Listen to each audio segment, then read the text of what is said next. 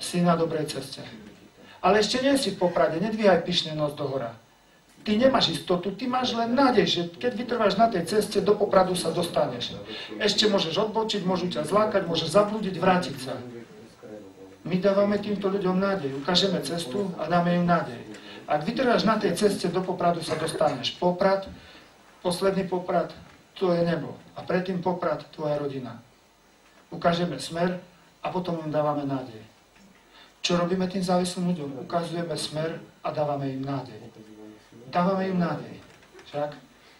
Nádej nás privádza k láske. Viera k nádeji a nádej k láske. A čo je to viera? Preto používame slova, čo to je viera? Čo to je viera? Čo je to viera? Aj diabol, dajme pozor, aj diabol je veriaci, dokonca on je presvedčený, že existuje Boh. Keby tu prišiel diabol, rýchlejšie spočítaj, jak ty. Lepší matematik.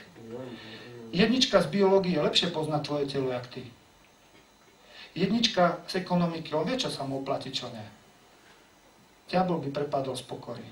A keďže pokora je matka všetkých čností, tak všetky čnosti 5, 5, 5, aj tá najznešenejšia, najväčšia láska, pif, 5, pim, tam by dostal bombu, prepadol by. Pozor, viera, svätý Jakub hovorí, ukáž mi svoju vieru bez skutkov a ja ti zo svojich skutkov ukážem svoju vieru. Viera bez skutkov je mŕtva. Bez akých skutkov? Skutkov lásky. Svätý Jakub. Svätý Jakub. Čo je to viera? Viera je odpoveď na Božie zjavenie. Boh mi niečo zjaví a ja odpovedám áno alebo nie. Tá tvoja odpoveď, to je viera. Nie jazykom, životom. Matka povie, synu môj, nekradni. A ja poviem áno alebo nie. Otec povie, nepij, nedroguj. A ja poviem áno, alebo nie. Farár povie, žij mravne. A ja poviem áno, alebo nie. Odpoveď na Božie zjavenie, to je viera. Boh ti zjavuje cez otca, cez matku, cez farára, cez bežné udalosti. A ty odpovedáš. Na túto vieru je zvedavý Boh a tá sa prejavuje živá viera v skutkoch lásky. V skutkoch lásky.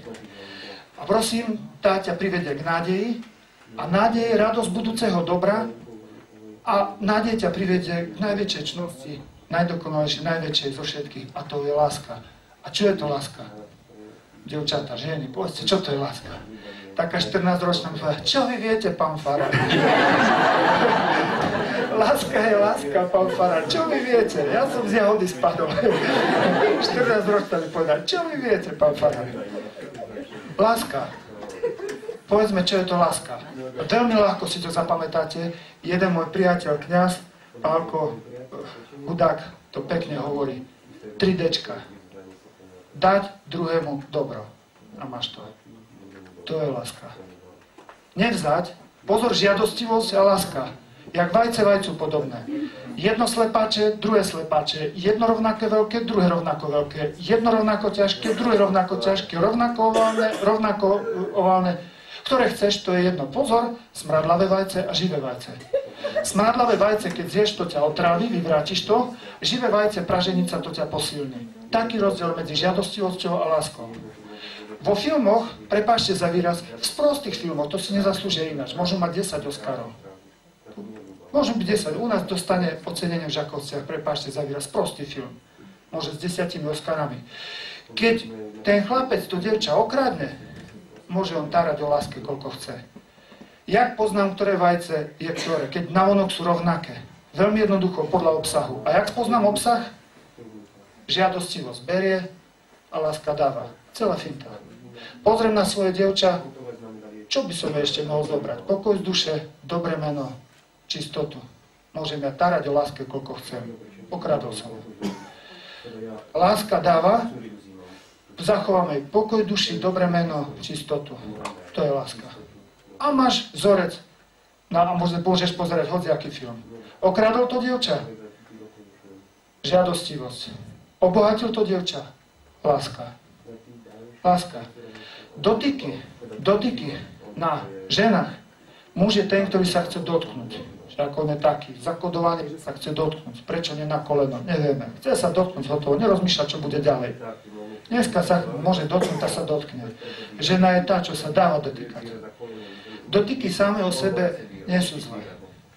Pohlavný styk to nie je niečo zlého. To je niečo nádherné a krásne. Pohlavie nezakrývame so špinavou handrou. To není pravda.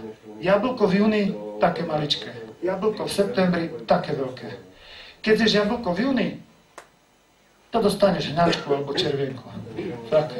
A keď v septembri ten istý konár, tá istá záhrada, tá istá odroda, ten istý strom, v septembri ti to osoží, v júni ti to poškodí. Pohlavný styk mimo manželstva, jablko v júni. Pohlavný styk v manželstve, jablko v septembri. Farári nehovoria, nejedzte jablka, pre Pána Jana, vyhnuli by sme. Farári hovoria, počkaj z júna do septembra. Toto hovoria farári.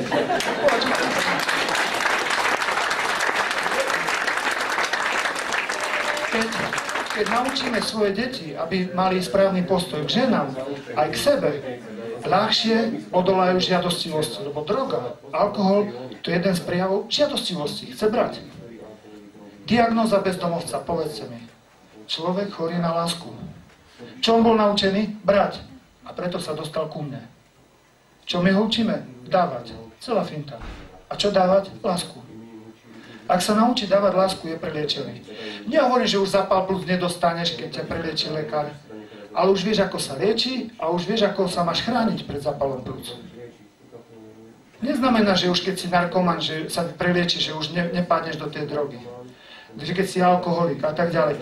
My u týchto závislých ľuďoch nehovoríme o silnej voli. Hovoríme o silnom motíve. Miluješ svoju ženu. Hej, farár. Toto je dôvod, aby si prestal piť, drogovať. Ja viem, farár. Mám rád svoju dcerku, chcem sa ku nej vrátiť.